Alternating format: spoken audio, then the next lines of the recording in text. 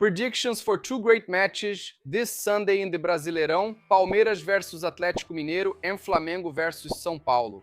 I picked out the markets that make the most sense, looking at their attacking play, defensive play, and some individual stats. Shall we check out the predictions? Starting with Palmeiras and Atlético-MG. Palmeiras is better in both areas, both in attack and in defense.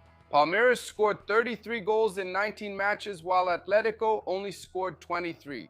And in defense, Palmeiras conceded 14 goals, while Atlético-MG conceded 24.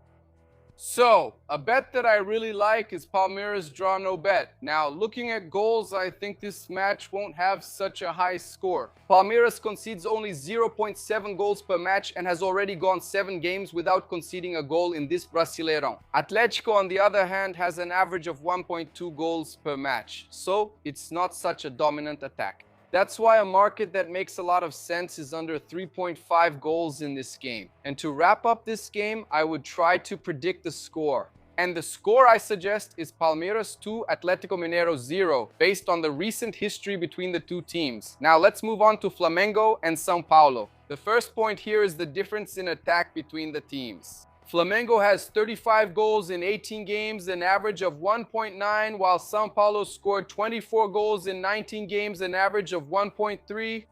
And defensively, Flamengo is also doing better. They conceded 16 goals compared to 22 conceded by São Paulo.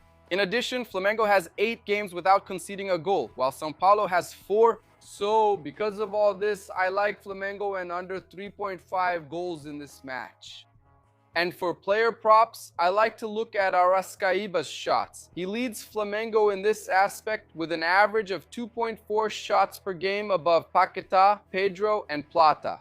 And Flamengo also has good attacking output, with 4.9 shots on target per match and 2.7 big chances created per game.